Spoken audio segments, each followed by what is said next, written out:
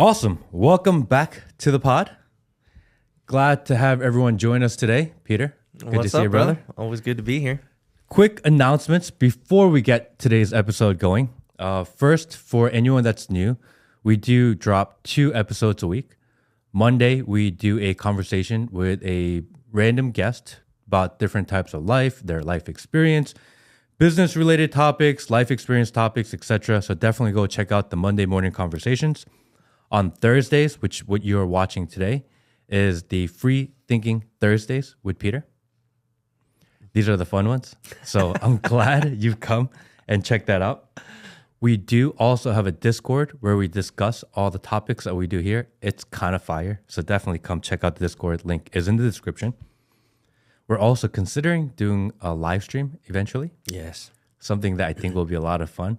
I am trying to decide if we're going to do that on YouTube or maybe even on Rumble. We could probably you can simulcast though. We could. I'm concerned because we received our first warning. I got an email this morning saying you've hit your first warning. Next one's gonna be a strike, and if you get a strike, then you will be unable to upload for a week and live stream. So is this indicative of the fact that something's going right? It just means we're saying what we need to say. Fair enough. Fair enough. So we will be cross-posting a lot of these episodes on Rumble now. So if one day you look for us and we're no longer here, know that that's probably where we had to go. Finally, if you're here to pull some clips, because again, we always see it. I'm going to say between TikTok, Instagram, and Twitter, we probably have 5 to 10 million views on our clips. Which, if we can just sit on for just a second, is really amazing. Like to be in the millions of views, and this podcast has been out for what, 2 months? At best. Yeah, so 2 months, so 60 days, 5 million views on aggregate from multiple social Maybe channels. more. Probably more. Yeah. Impressions, certainly more. Correct. That is amazing. Like that really is amazing. And back in the day, if we were to have these type of numbers, we'd be jumping out of our seats thinking like, how do we monetize this? But now these days, 5 million, Nothing. It's nothing. But if you look at our subscriber count, our view count on the main channel, it is low. People say all the time, how do you not have more subscribers? How do you not have more views? I see a lot of that too. We see it every video. So if you're here to pull clips, please tag us so that they're able to find us again. We're new. We've only been doing this, like Peter mentioned, less than 2 months. And it's not easy to grow, especially the type of content that we talk about. It's not really pushed by the algorithm. They're going to try to silence us until we get too big where they can't silence us any longer. For sure. We need to fight through.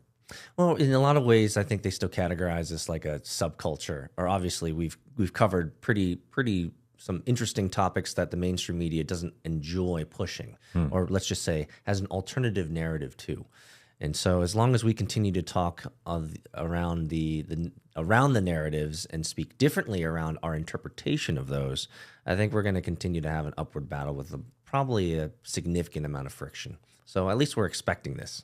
And again, if one day we're gone, we'll be on Rumble. We're not going to be gone. We're just going to be displaced into some another media portal somewhere. Yeah. So I was thinking, I have a quick thought experiment for us because I was thinking about kind of everything that's been going on and what we've been talking about over the last few weeks. So imagine this. You are a 19-year-old man. You're in college or maybe not in college, living in your parents' basement, and you decide you're going to put up some video game clips because you want to be famous. Okay. You put up some Call of Duty clips. Nobody cares. Then you put up some Fortnite clips. Nobody cares. And then you put up some Roblox clips and Minecraft clips, and nobody cares. And you start watching some anime. You decide, I'm gonna dye my hair because it's kind of cool. You do it, and all of a sudden, people start watching. You're like, huh? Now people care, and you lean into it a little bit. And now you went from blue hair to just go a little bit further, and you post something up, and you decide you're gonna become blue-haired she-dog. Blue-haired she-dog. And now your views are crazy.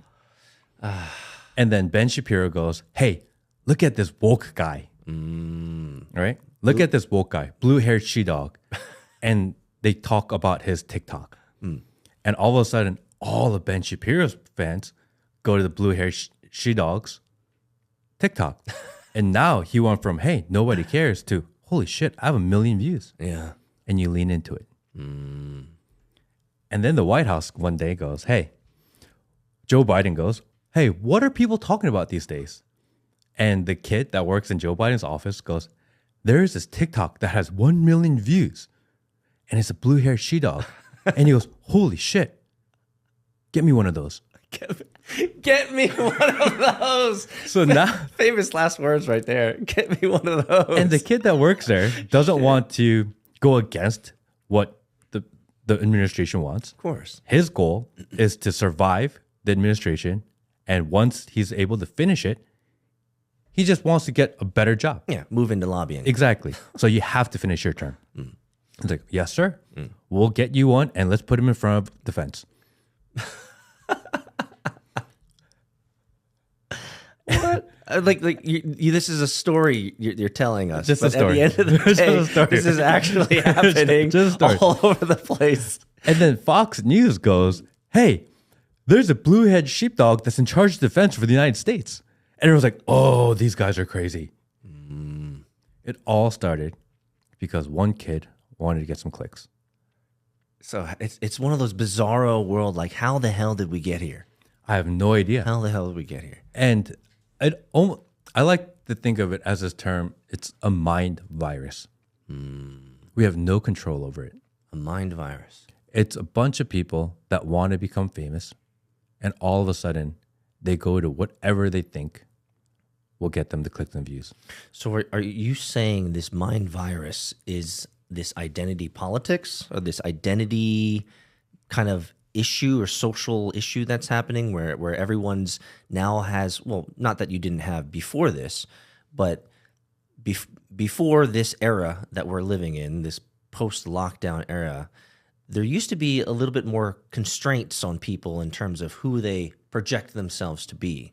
But now we have moved to this logical extreme where it's almost, like I've said before on previous podcasts, where we're in this humiliation stage where now we have blue-haired she-dogs, or did you say sheepdogs? Both.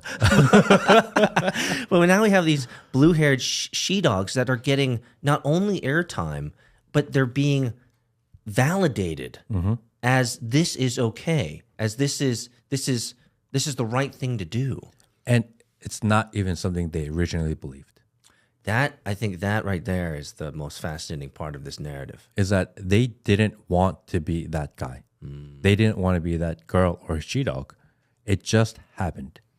They just wanted to be validated as a human. They just wanted to say, hey, I'm doing my thing. I'm playing Call of Duty and didn't work. I went to Roblox, didn't work. Went to, Fortnite, didn't work. And then when I did this one thing with my hair, suddenly I got views. Suddenly I have interest. And now the world cares about me. So you said the word lean in. I think a lot of these people are leaning in. Right. Women quits job to earn 6 figures a month acting as a dog on OnlyFans. Okay, so right here, this woman somehow. So come on, look at this subtext. It says Jenna says she always felt like a puppy. That's where I have this meme in the back of my head, Will. That's like, I don't believe you. Like, I don't believe you. Like, there's no way that you always felt like a puppy. I feel like it's just an entire generation of people feeling lost, feeling neglected, feeling like their voices don't matter, and everyone's on their own path to try to portray. Why do you think that is? What happened? Because you and I think this is important for our listeners, you and I grew up in a time before the internet. We grew up in a time when you didn't know what the hell was going on with any of your friends after school. All you knew is that you agreed to meet at this spot and you assumed they'd show up, right, for playtime, right, after school. I think when we were young is that we didn't have the option of the internet. Yeah. So we were forced to figure out in other ways. Yeah. Now you can find the internet, find an echo chamber of whatever you believe, it amplifies it, and you go down this rabbit hole of being just more and more whatever that you want to identify as. Is it because our society no longer has a strong unity as a nation? Are we getting at that level? And is it also because there is so much fracturedness in our society that people are finding these echo chambers online because they're easily accessible, and then they're being reinforced, these kind of preconceived notions of who they think they are or who they thought they were yesterday? I think it's a lack of strong leadership. People don't know who to follow any longer. People and deep down, everyone just feels like they're constantly lied to. And projecting more and more lies makes people feel more lied to. And it just creates a situation where people are just constantly searching for community. We have a vast audience from our demographics. Correct. So I would love, as a kind of a call to action for everyone out there, if this is something that you're a young blood, or you're high school or college, like, we'd love to hear your comments about these types of things, because we're not in that age group, and we don't have kids in that age group just yet, or mine are moving into high school soon. But like, I don't have a real pulse on what they're struggling with. Now, I get ideas from my daughter in middle school about, the social apparatus and what they're talking about and TikTok and all this stuff. But I'm really curious. It'd be great for some of our community, as well as our subscribers, to give us feedback on what they're seeing and what they're hearing, especially if they're in the 16 to 24 age range. Yeah. Well, I'm thinking of a guy that's in our Discord, Dookie. All right. What's up, Dookie? We're giving you a shout out, Dookie. And he is definitely conservative, right wing. He is in high school, and he is feeling displaced by his high school community. They don't agree or see the way he sees things, and he's feeling lost. And somehow he finds a way to us. And I find it interesting that there are guys in that generation, especially men, and hard for me to speak about women because I don't have reference, but for men at least, are figuring out a way of a community to latch onto. And if the woke mob has their hands wide open and they're saying, we'll accept you. Because they'll accept anyone. We'll accept anyone. No, we'll accept you if you believe what we believe. Oh, yes, there's that preconceived, yes. Correct. People are running to it because they just want to be a part of something, anything. It doesn't matter what it is. And everyone's got their hands out trying to recruit all these people. And I don't know where it ends. I don't know how to stop it, how to make it better. I don't know if I have a solution, although... So you said the word leaders. Is that these young people, young adults, are struggling because they lack leadership, or they lack people that they can look up to that are good examples? If we were to go even deeper, do you think it's a parental issue? Do you think that the boomer generation who ended up birthing the Generation X and Generation Y, do you think they failed in their parenting of Generation X and Y, and now that Generation X and Generation Y are having kids, we have that now trickle-down downstream effect of the fact that we were poorly raised, and I say we because I'm in that Generation X, right? We were poorly raised, and therefore, since we were poorly raised, we are even more poorly raising the children, the next generation, with maybe not strong values, maybe not strong leadership and guiding principles in life. Do you think that could be one of the issues? Or should we just blame the boomers? Is that how it is? So I had an interesting conversation with a friend of mine on Friday, a lunch, and he is about to have a baby. And he was about to have a daughter. And obviously, because I have a brand new daughter, we were talking about being a father to daughters. And I introduced the idea that I am not going to tell my daughter that Santa Claus is real. Not that I'm going to go out of my way to, but at the same time, I want her to be able to think for herself. I want her to believe that because of so much lies out in the world, that I will always be honest with her. So if she asks me, is Santa Claus real? I'm going to teach her on that. Don't ruin it for other people. But at the same time, here's the reality of what it is. And he got really upset. Really? Really upset. He said, you are ruining her childhood. Really? I don't think my daughter should play with your daughter. No. And I was like, whoa. Really? He's going to be like that? Yeah. And And I thought that was an interesting way to see it. He said, I'm going to let her do whatever she wants because I want her to be happy. And in my mind, I'm like, I want the opposite. I want her to be happy, of course. I want her to be a kid, of course. But it's my duty and obligation to teach her to think for herself, to think freely. If anything happens in my life or in my time where I'm in charge of her, I want her to know that she could think freely and that I will always be honest with her. Because when kids are young, the father and the mother are the arbitrators of truth. Yes. And you are constantly fighting the school system, constantly fighting society, TV, cartoons. You're constantly fighting them for authority of who's correct. Right. I want her to know that I am always honest with her. And that was my logic behind that thought. And the idea that for him, making sure his kid is happy and playing was more important. And that almost is kind of why we end up where we are. And if I think this is a multifaceted problem. So obviously, the things that we talk about here will never be fully formed. It's never the full solution. Take everything that we say with a grain of salt. We're just two 40-year-old men with kids who are trying to help ourselves and the world around us kind of start thinking differently around these ideas, because this is the way that we're thinking. Now, there's a couple things that come into my mind as you bring this up, and I actually have like 4 things that are kind of flying around my mind. First and foremost, that friend, he kind of sucks. Not. You might be listening here. We'll unpack that in a second. No, you're not a bad person. I understand that positioning. The second thing I want to unpack is the role of parents in this, because. And the kind of an idea that stemmed off of that is like Asian parents versus like white parents. And I think we're okay to talk in this way.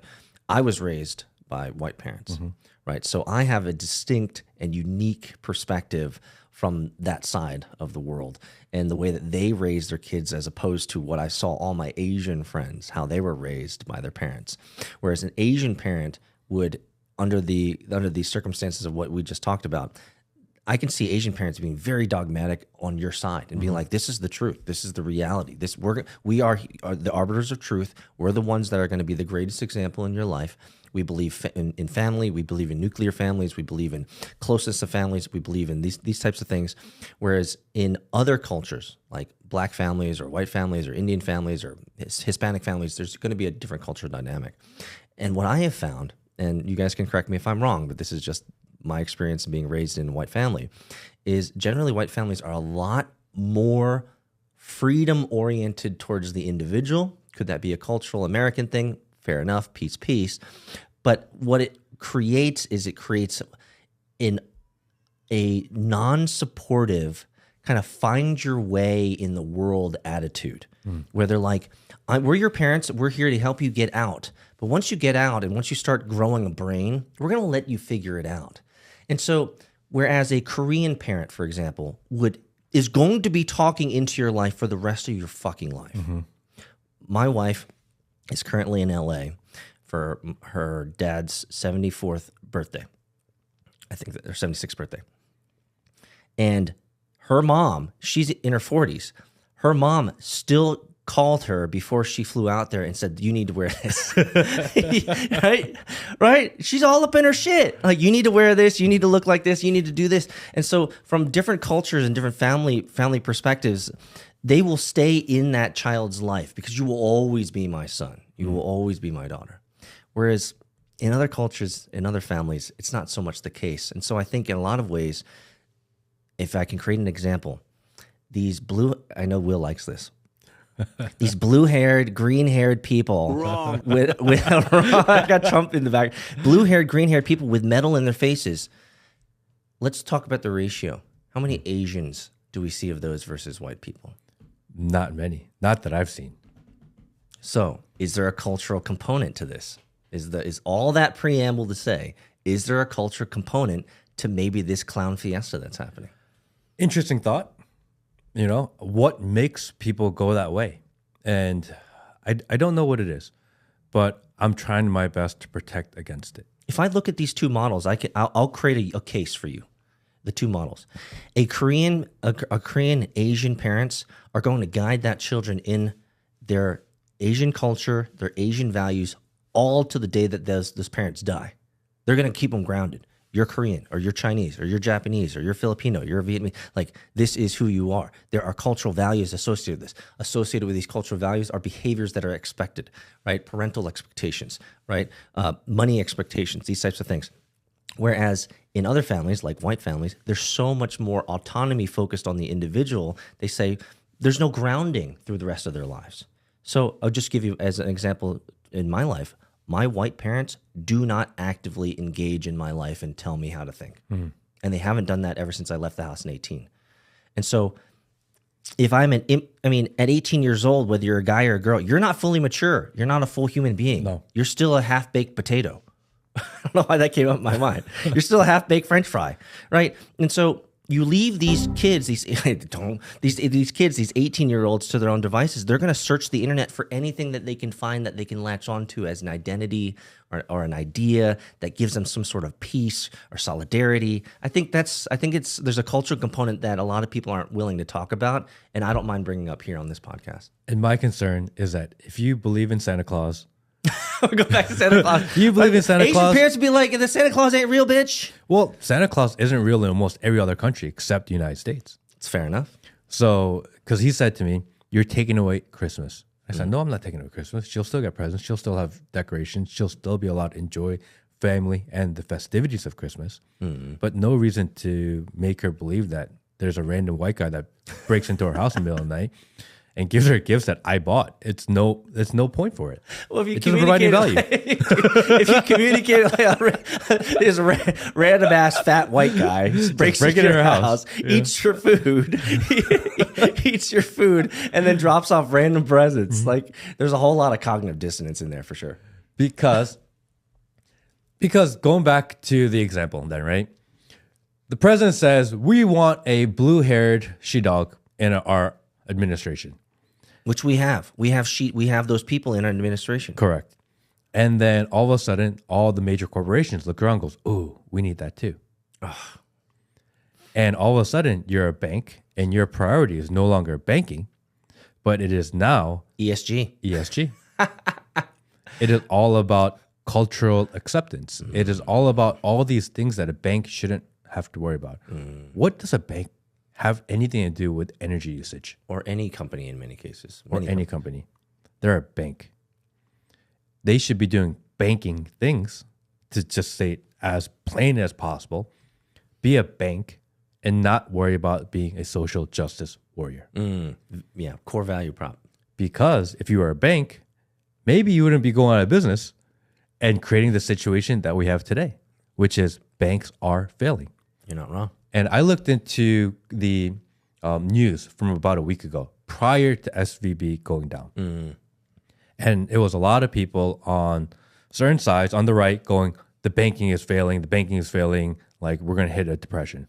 And a bunch of people with blue hair going, no, like everything's great. And Joe Biden going, the economy is awesome, best it's ever been. Yep. Fast forward 2 days, fast forward 2 days. We're taping this on Monday. Yes. And all of a sudden, Silicon Valley Bank is no longer in business. Interesting thought, right? Silvergate went down before that, right? Another bank, Signature Bank or another bank. Yep, Silvergate. Yep.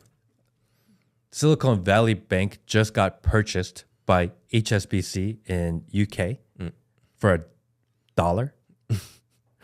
I have 2 if anyone's doing a bidding war. I know. Right? I got 5 on it.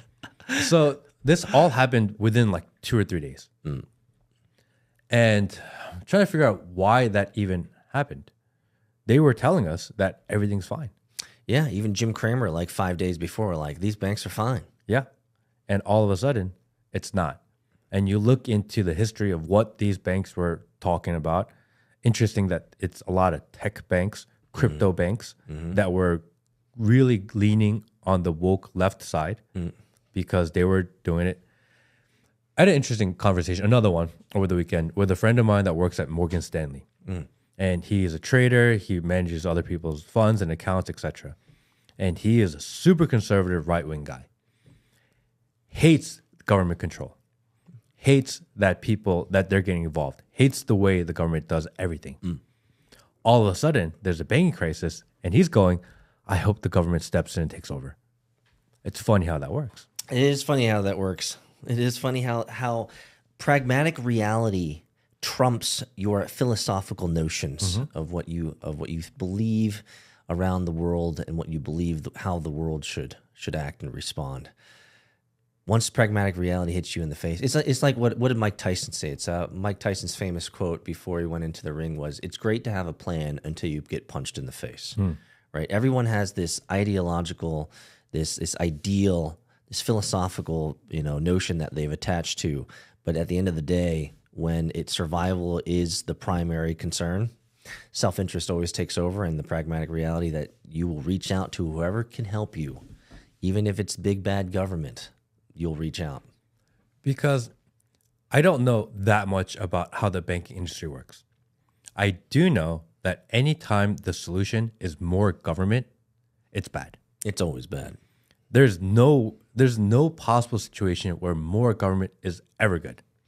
And we're leading to more government. Yes. And I think that's actually something that I don't mind actually pounding the drum on during this podcast, and you can tell me to back up and stop being so heavy on it. But I think it's important that our audience, at least for me, maybe I'm trying to make my own echo chamber here, but I think it's important, at least for me, to communicate out to the world plainly that the government is only good at two things: killing people and reducing liberties. Like make no mistake, the government is not your friend. It has done nothing well throughout the history of mankind, and all government moves to centralization of power, and people end up suffering through it. And so it's not that we can't, and I'm no fool here, we have to live with some semblance of government. Fair, understood. But we as sheeple continue to allow these governments, continue to allow them to centralize power and grow in authority.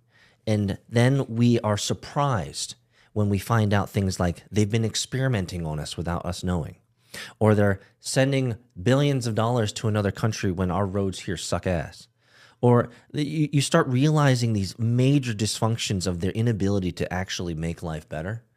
And so that's one thing. Now I have two kids, and I think in some ways I might have overdone it in their early childhood, helping them realize that, because they'll ask me questions. They'll be like, well, so-and-so works for the government. Are they bad? The answer is no, those people working for the government aren't bad. 99% of them aren't bad. They work in a dysfunctional system that they unknowingly support towards the eradication or the destruction or the dissolution or the suffering of people. They're just not good at helping people improve. They're only good at destruction and death. And so we need government, but we need to limit government as much as possible because they're really not good at anything but creating destruction, in my opinion. I mean, there's no case that more government is good. I just don't think... There's never been a case. Yeah, but we keep on voting for it. We keep on allowing it. I can't think of one situation where they're like, we're going to figure this out, and they've done a good job. Yeah, it's never happened. They fuck up everything. Everything. And they obfuscate everything. Everything's opaque. We don't know what's going on. That's not right. Supposedly, we became a constitutional republic. We're not actually a democracy. That is wordplay. We're a constitutional republic. Constitutional republic focuses on the rights of the individual, where democracy always moves everything towards centralized power and control. And so that's one of the biggest problems with our country is that we're constantly talking about us being a democracy. We're not a democracy. We're a constitutional republic. And you guys need to look up the differences in our Discord. I'm sure people can chat about and break down the nuances between democracy and constitutional republic. But a constitutional republic is all about the individual liberties and individual rights, whereas democracy ends up always devolving into more centralized control, more mass control, more constraints, less freedoms, and more suffering. So did you watch Tucker Carlson on the Full Set podcast over the weekend? I did. Number one, he is a spaz. He Not what I expected. And he looks like he gained a little bit of weight the way he was sitting. I was like, you're kind of like a little bit of a blob here, man. I think it's like the lighting and, maybe that was and it. Well, the suit, and that makes him look thinner on TV. But when you see him out in like the wild, like he sits all day. Yeah. But he is super based, and He is based. I was surprised. I kind of gained a new respect for him watching it because he was breaking down things that I didn't think he'd be able or allowed to say. We pulled out a couple things. Well, first off, that I really want to think about is that he claimed that the NSA hacked his Signal account. Which is a pretty disturbing claim. Because Signal is supposed to be the one that's safe. Yes, supposed to be the encrypted private chat message system that no one's supposed to have access to. We know WhatsApp is bullshit. We know Telegram is bullshit. We know Discord and the Instagram and Slack. Facebook, all this. We already know that for sure. But they told us that Signal was untouchable. It's kind of like all those VPN systems out there that you get ads for. By the way, They're bullshit. they're bullshit too. Yeah. Which everyone promotes VPNs. Like, it does nothing. Like NordVPN. Everyone's promoting NordVPN. If you actually go into it, guys, you're not that private as you think. Although, if you're NordVPN and you want to sponsor the podcast, we love NordVPN. Go to nordvpn.com/Matt Kim podcast. Just kidding. Don't do it. Just It's kidding, bullshit. don't go there. It's fucking bullshit. But I thought that was interesting that he knew that the NSA hacked his Signal because he was trying to set up an interview with Putin. And they figured it out because the only communication he ever had on was Signal. I thought it was safe. It is not. What are we supposed to use? Not that I have anything to hide, but I thought it was at least the one. But Is there no way to communicate? the answer is no. The entire technological apparatus that supports any type of media communications or any type of medium of communications is always running through these centralized systems like an AT&T, an NSA, these types of the monster aggregation systems. And I probably know more than the average in this regard because I've interacted with these types of systems at a small level. But I gave up, I don't know if I can put a date on it, Matt, but I probably easily over a decade ago, before I was married for sure, I easily gave up the notion that I was truly private and that all my stuff there, or if there was anything in my life that I could truly keep private that was connected to any type of mobile device or computer. Nothing that you have on your mobile device, nothing that you have on your computer is truly private or safe. It just is what it is. That's kind of crazy thought to think of, isn't it? That they have access to everything in your life. It and is. people don't care. It is if you struggle with the philosophical tenet that I've struggled with years ago, and I'll bring it up now. I'm actually glad we're having this conversation because it's rising up new kind of feelings I haven't had in my gut in a while. Is if you believe that that freedom is predicated on privacy. This is something that the real alt-right kind of leverages sometimes. But if you believe that freedom is predicated on privacy, and if we truly have no privacy, then the logic would conclude that we truly don't have freedom because everything that we have is surveilled or at least accessible to be surveilled. And so that logic is a very constraining logic to have because it puts you in a position of maybe fear, which is where you never want to be. By the way, for everyone out there, we are never promoting fear. No. Agreed? No. We're talking about there's some fearful shit that's happening out there. There's some scary shit that's happening out there by far.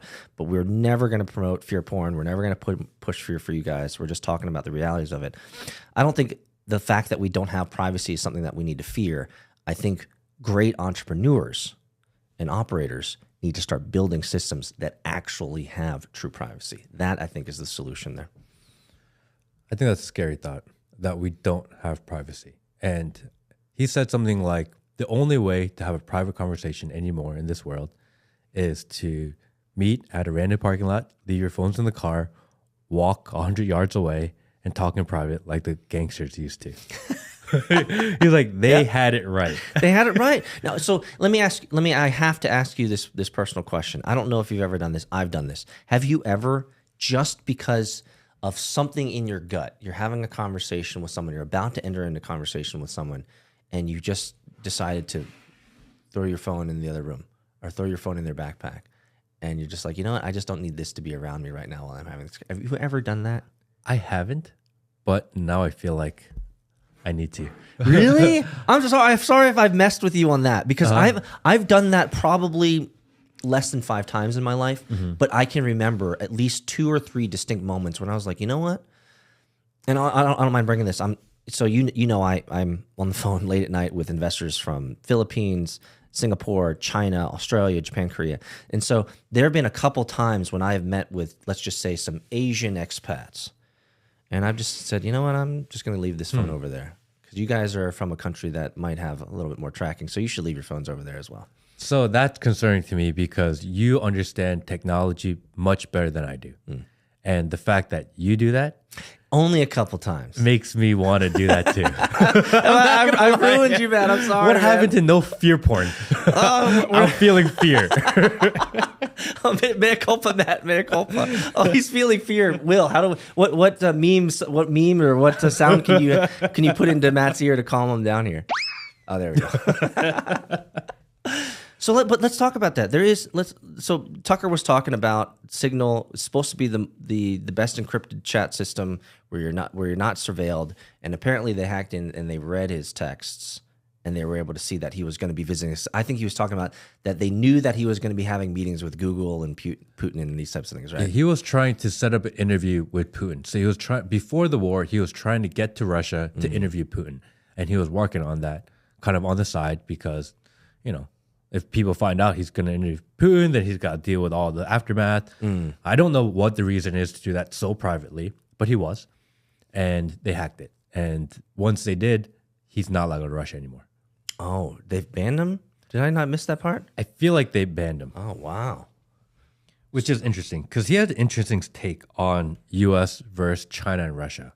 Actually, Will, can you pull up that one quick clip? Without being boring, but the whole point of American foreign policy for like 100 years was, don't let the other great powers align against us. In other words, you're in a bar, you hit on some guy's girlfriend, I'm going to punch you out. You're thinking, can I beat this guy? Yeah, probably. But if like 2 of his friends of equal size show up, you're not going to win. They're going to jump you. Yep. And you're going to lose, and you're going to get your ass kicked. So the point of American foreign policy and diplomacy was to prevent that from happening. So you have this big power, Russia, which is the world's largest landmass, with the world's largest reserve of energy, natural gas, and the world's largest nuclear arsenal. And then you have this other country, China, which is the world's largest population, 1.3 billion, the world's largest economy. And each one of those is potentially pretty formidable. But if they get together, the world's largest population, the world's largest landmass, largest economy, largest energy reserves, together in a block against you, no, you're no longer the most powerful. You're taking orders from them. And that's pretty much what's happened because of the stupid border war in Eastern Europe that we didn't actually have to pay that much attention to. Yeah, we're against it. You issue a statement. I can't believe you rolled over the border into Eastern Ukraine. That's bad, and we're officially against that. And I would say I'm very against that, okay? Not defending Russia. But is that worth reshuffling the global deck and putting Russia and China on the same side in an alliance that controls the majority of the world's economy and its shipping routes and its currency? Are you fucking kidding? Were you on drugs? No, that's nuts. So when all this hallucination finally evaporates and we wake up to the real world, we're going to realize that Russia, Canada, UK, New Zealand, Australia, all this coalition that we thought we were part of and in charge of and all that stuff, is weaker than this new block, which is China, Russia, Turkey, and then all these other states. I think he's kind of conflagrating. No, too many, not too many, but a very narrow view of international politics, international business, international, trade. At the end of the day, every single large company, every single large country like America or China or Russia is deeply fractured from a political sense, an industrial sense, an economic sense, as well as a financial sense.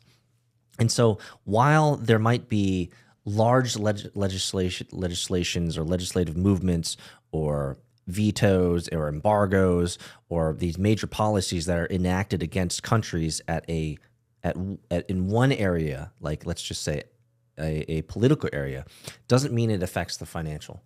doesn't necessarily mean it affects the supply chain. It doesn't mean it necessarily affects the macroeconomics of the country. So you can actually have countries that are fighting each other in real war, like shooting bombs at each other, but at the same time, those countries are actually trading energy resources, or they're trading human resources, or they're trading supply chain. So like there's always going to be a multiplicity of factors for any type of country, and I think what Tucker Carlson does, and any type of big talking head on the mainstream media generally does, is they pick usually the political area to focus on, which is it's easiest to explode into people's faces. It's the easiest to expound on. It's the easiest to create fear porn. It's the easiest thing for us to kind of latch onto, because at the end of the day, there's no real tangibleness to it. All we know is that Orange man bad, right? And, China man bad, and Putin man bad. And I think that is an easy to consume narrative, whereas the realities of the economic order, the world order, is far more complex in so many ways. And so even, he's postulating here that China and Russia are going to come together and become the big boy on the block, king of the hill. I don't agree. So let's talk about China. I'm actually curious about it, because you've been to China more than I have. Correct. I believe. I've been to China only like 3 or 4 times for business.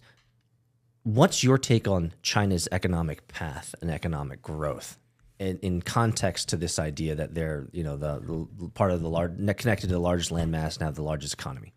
So are they really growing beyond America? Is kind of, let's put it that way. I don't think China is doing as well as everyone says they are. Agreed. When I go to China, there are a very small percentage of people that are extremely wealthy. Yes. If you go to the nice side of China, it's nicer than probably anywhere else in the world. People don't realize this. People think we have it great in America. Go to some of the richest places in China, you're like, holy cow. It's amazing. Blow us out of the water. Amazing. Everything is so grand, so luxurious. Yes. But then if you're not in that area, it sucks. Yeah. It's dirty. It's grimy. People are crammed together. People are struggling. And they're getting crushed. COVID really did poorly on them. Lockdown. Correct. And they're not doing as well as people think.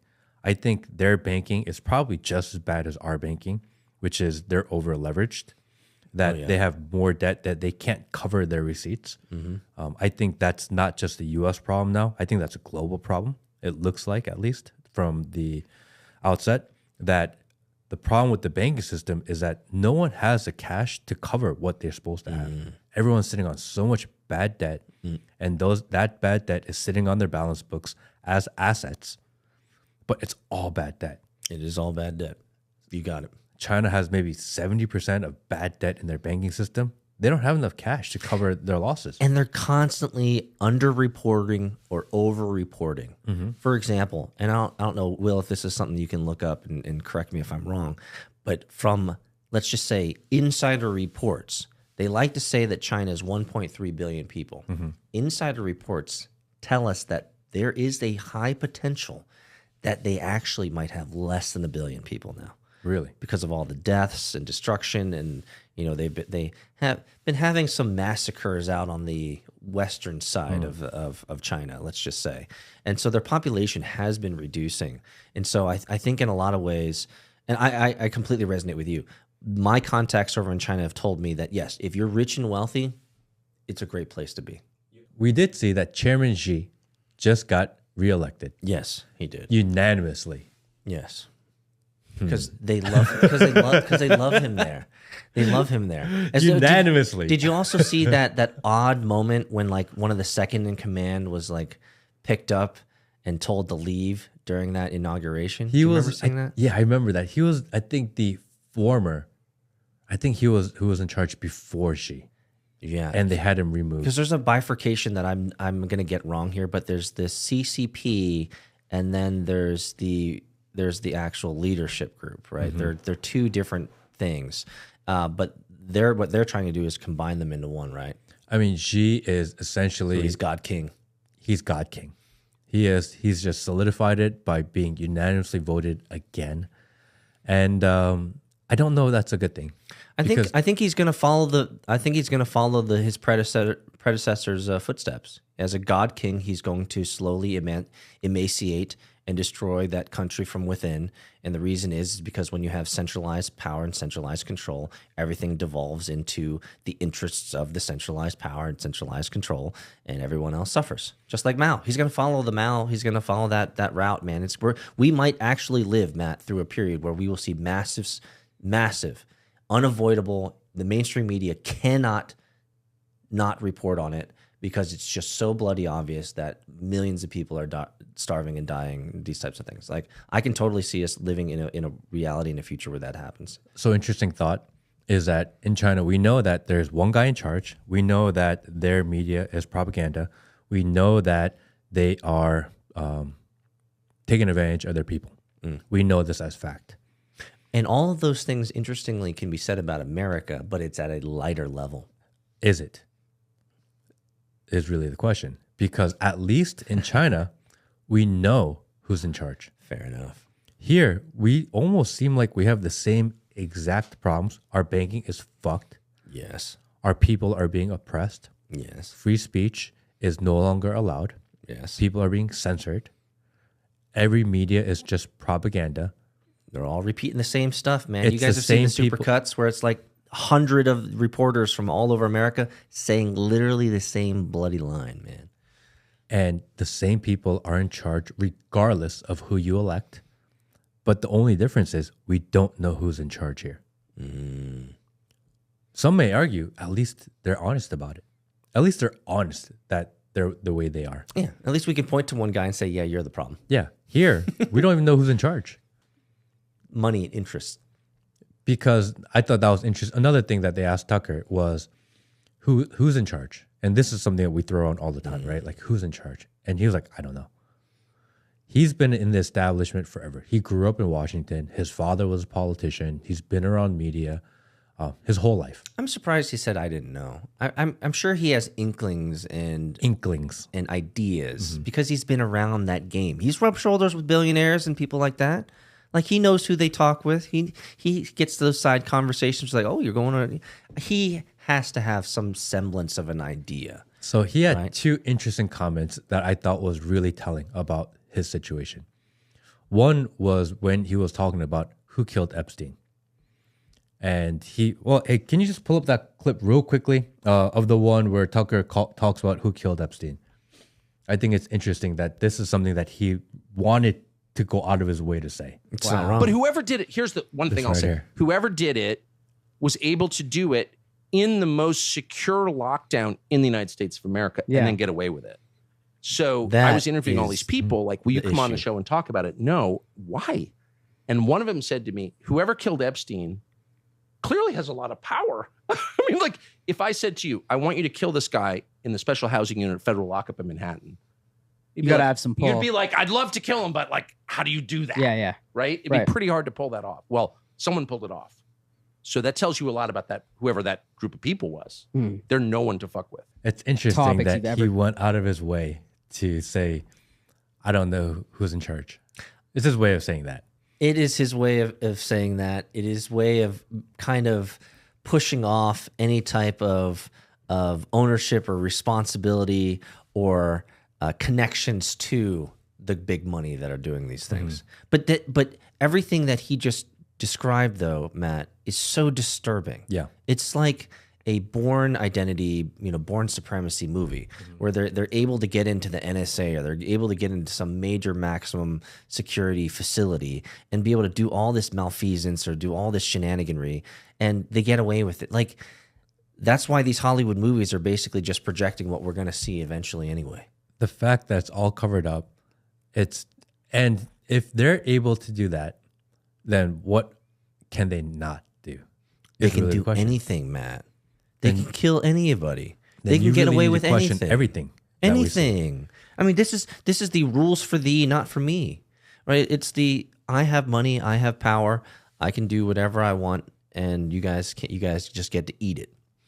It's terrible, man. We live in this world. It's unfortunate that way. We're not trying to spread fear porn, and trust me, none of us are that important that we're going to be Epstein or we're going to be Clinton. But let's be honest, man. The world is not what we think. It's not certainly what we see. And seeing all of this go down, right? We're getting more information on Epstein, which is very concerning, that the people in charge are still in charge, that they're able to do these things, get to people that where nowhere else can get to, that they can crash and burn banks at will. That's true. We're living through that now, the SVB and all that, yeah. And I thought that was really concerning, especially during 2020,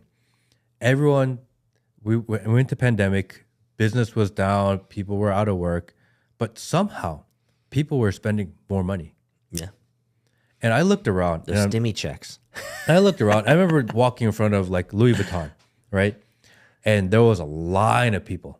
What? Outside of the line during pandemic outside of Louis Vuitton was ridiculous. You'd have to get a number and wait in line for like an hour. What are you talking about? Every time I saw a Louis Vuitton thing on the YouTube or TikTok, it was just random people breaking in and taking it for free. Here, it's kind of like all the Walgreens where you just go in there and you're like, I want this drink for free, and they just go in there and rip it off. Actually, I think it's mostly makeup they care about. Here in Atlanta, the Louis Vuitton used to have about an hour wait. Get out of here. And I would walk in front of the Louis Vuitton store, and the people in line do not look like they should be in that line. Mm-hmm. That's an interesting statement. They look like they just got their stimmy check. And what they did was the first thing they did was go stand in that line. Those Air Jordans are more important than food, though, bro. Exactly. I remember walking by and I saw some lady, she was walking with her kid and she was waiting in line for a Louis Vuitton. And her kid, maybe 10 years old, her slippers looked like they were for a 5-year-old. They were half on her feet because her feet she had outgrown her $5 slippers. She would rather wait in line with her stimulus check to buy Louis Vuitton for herself than buy her kid a $5 pair of sandals. And I thought, there's no way this ends well. And you wonder why that 10-year-old kid with the shoes that don't fit on their feet begins searching online for sub-communities and fringe ideas, because the base model of humanity, the examples of leadership and parental guidance and love and care is absent. Correct. Skewed priorities. 100%. And then we saw people go crazy with literally everything luxury in life through the roof. People were spending and cars went ridiculous. Yeah. Yeah. Just out of control. When nobody has any, what's at least being touted to us by the mainstream media is no one's got any money here, but we're going to throw out these stimmy checks during, right? Like, how are businesses shut down? How is everyone supposed to stay home? How is people, when you look around, people don't have money, but yet people spend so much money. But it's not the business owners that are hanging out in Louis Vuitton lines. They're the ones trying to sort of keep their businesses alive when all these other broke motherfuckers are the ones hanging out trying to get their Air Jordans and shit. And then people were spending, so many people went down a huge crypto scams. Oh, yeah. That was just everywhere. Dink doink. Dink doink. Right? Shiba Inu shitcoin. All this shit, right? People were just plumbing money into it.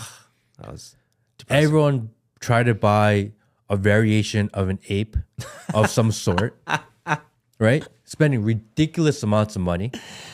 Dude, but you have that monkey JPEG now.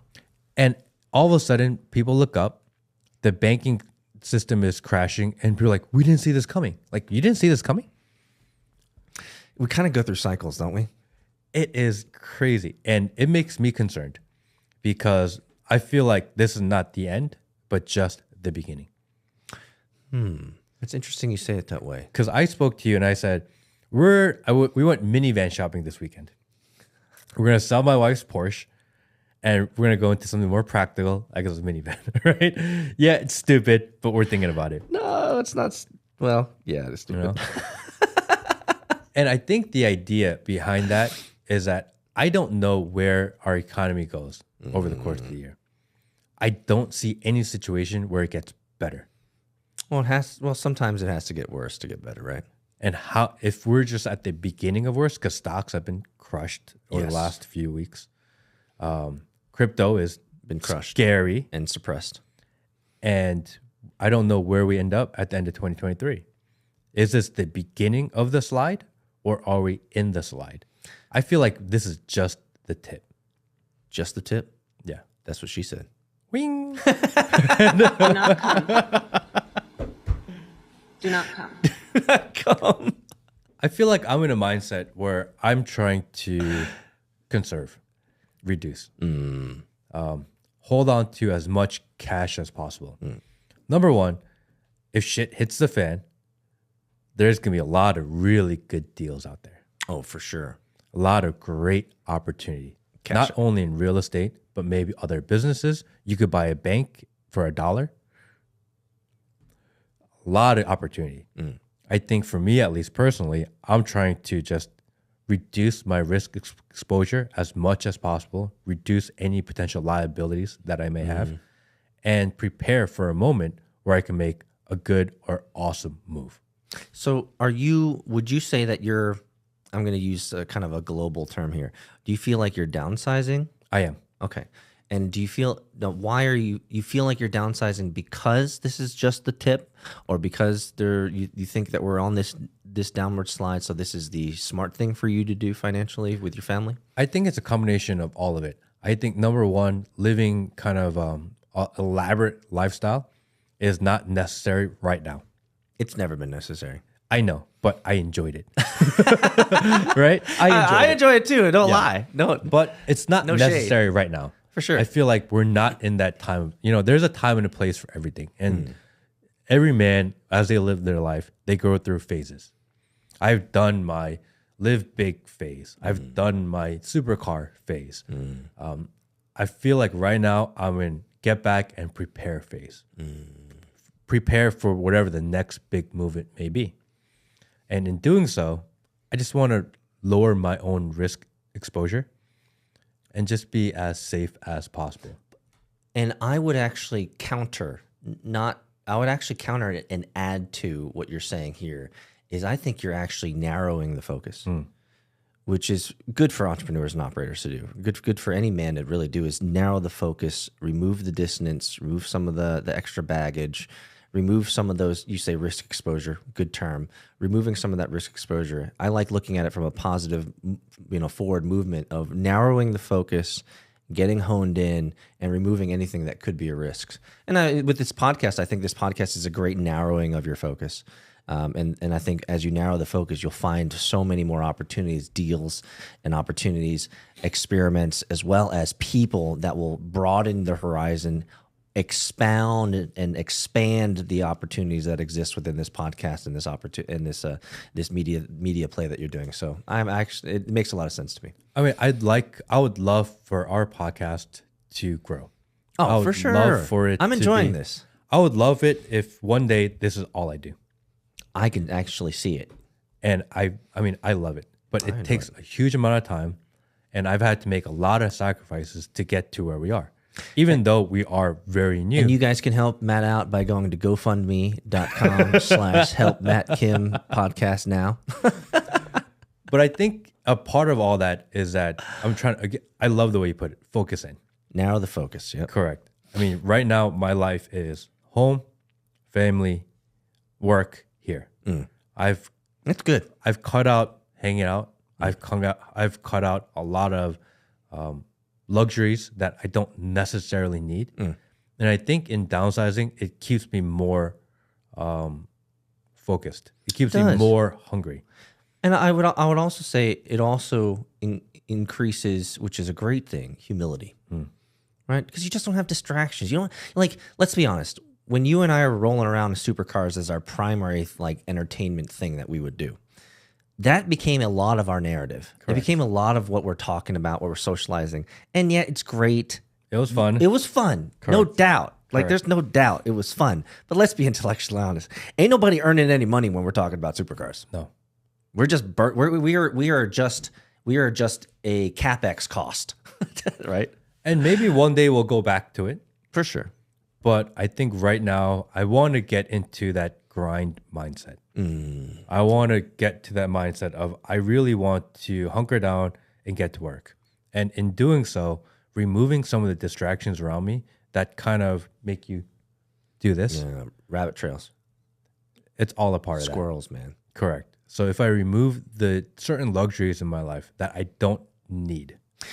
I would like for you, Matt Kim, to do an entire podcast, and I can be part of it if you'd like, to talk about how you, as an experienced and successful entrepreneur and operator, how do you and your methods and your processes narrow the focus so that you can be more productive? I think a lot of the young people out there would love to hear kind of how you've done it in the past and kind of how you set up your models and your lifestyle, because people do look up to you. People care about what you're doing. People care if they're showing up for what you're talking about. They care about your opinion. And likewise, there's an assertion that comes behind it, which is, if this man, Matt, is successful, then there has to be something that we can glean or learn from him in terms of the way that he organizes his life. And I think what I'm always curious about with other successful men and women of industry that I've met is, how do you organize your life? Because it's the shit that I don't see, which is the reason why you're so successful. It's the disciplines that you have at home, right? It's the unseen. It's what I like to call with my employees, it's the thankless fucking work. That nobody will ever give you any praise. They'll never give you any awards for. It's the thankless work that got you to where you are today. And being able to see behind that veil, I think, is a really, really always cool to see and hear about. I think it's really about just removing distractions. Yeah, but that's bland and boring, Matt. It is bland and boring. You can do better than that. Right? You know? I think actually that would be probably a fun live stream for people that are interested in the Discord community, the Matt Kim Discord community, to maybe we could create a sign up where it kind of shows demand, so at least you know. And that way it could be a great experiment and say, hey, let's do a live stream. Let's talk about how do you organize your life to focus. Could be. I don't know. I'm just throwing out ideas. I love that, because we hear that a lot within people in the community, is that they're on their grind doing this, and got their second hustle or third hustle. And I didn't want to bring them up today, but I feel like I'm going to, is that so many of the guys that are in our Discord came from Andrew Tate and his kind of community. They're feeling displaced because they've lost their leader, who they thought was. And I call them Tate mercenaries, right? Or Tate acolytes or something like this. Because disciples. And when they're in our Discord, because everyone gives them shit about misogyny, they have never, not once, said anything negative about women. They have never said anything at all, actually, about women. They're there to talk about maybe a little conspiracy theory stuff. They love that shit. But really, they're trying to get their own hustle going. Guy shit. Yeah. And I find that very encouraging, that these guys are out there trying to figure out, they say it all the time to each other, like, turn off the fucking porn and get to work. Exactly. And the fact that these guys are out there displaced by society, looking for something, it's the distractions. How do we lose all this noise, all this woke bullshit that's in our ear, that's in your face, trying to tell you that you need to be a certain way, believe a certain thing? And I know that we're doing our best by doing this podcast. But I think we're also going a step further, which is what I love about what you've created with the Discord channel, is you've now created don't take this the wrong way, snowflakes, you've created a safe place where people can get away from all the bullshit, get away from all the static and all the distractions. And that the Matt Kim Discord, the podcast Discord, can certainly be a place. It can emergently grow, it can emergently change and shift, but we can also create very simple places for people to really narrow their focus and support each other in the guy shit stuff, which is, don't look at the fucking porn. Don't waste your time on TikTok. Don't waste your time with all this consumption. That's the way I look at it. We're either consuming or producing, and we have more consumers today than actual producers. So I'm a big fan of men becoming more producers. Produce something, a value, create value for your family, create value for yourself. Build something of substantial value to your own life and your own purposes, right? That is what I think all men strive for, but yet we have this smorgasbord of, like, I like to think of it as like cotton candy or chocolate. It tastes really good going down, but it's not filling to any of their souls. And so we're constantly empty from a soul level and a purpose level. And I think so many men are looking for that today. And hopefully we're able to help guide the future generation. It's not just future generation. It's people that are our age, people that are older. It's all walks of life that are looking for a community of people to be a part of, someone that they can vent to without being judged. I remember when someone came in and he went down this huge rabbit hole of all these conspiracy theories, right? It was like he wrote a book. It was kind of mental vomit coming out. It was like blah, blah, blah, all these conspiracies. And at the end, he said, I'm sorry, maybe it was like too much. And they were like, no. Get it out. This is the place for it. This is where you want to do that. Yeah. Where else would you do it? Exactly. Exactly. And we're not going to judge you on it. None at all. Right? We're all okay to be wrong. Yeah. It is what it is. And everything that you just said, just something rose up in my gut here, Matt. Do you consider yourself courageous and brave for doing this podcast? I don't. Why? Because some would call you courageous and brave for just doing it. We got our first you got our first strike today, didn't we? Get our first warning today? We did get our first warning, which is crazy, and it was for COVID misinformation. And that episode, we'll leave the link, and you can go check it out on Rumble because they'll be over there because it's not allowed here anymore. But come on, they got it for COVID misinformation. But we said the same shit that all the mainstream media are saying. Literally, and literally, I'm not even gonna say the words anymore because we don't know. The vid, yeah, but COVID misinformation, and it was also at that strike or warning came at the same exact time that the Insurrectionist Lady podcast went live. The coincidences are interesting and staggering. And that episode was from 10 days ago. Why wait? Why wait 10 days and all of a sudden now it's a problem? That's such odd timing. No, it's just coincidence, Matt. Shut up. They had time to analyze it. They crawled it. They did all of that. Why wait 10 days for a podcast that has 200-300 views? Like, why take it off now? It makes no sense. Maybe because they see the metrics and they want to stifle growth early because they know what the trajectory is if we keep going and we don't quit. And I can see why people would get discouraged by that. But we ain't scared. No. And frankly, truthfully, we got nothing better to fucking do. I love that we're doing this on a weekly basis. I would love to get the live streams going. I think that's really where the most fire will be. Yeah, it would be fun. We'll build up Discord. Continue to check it out. Thank you for watching today's episode. And today we'll cut it here. Peace out. Thank you.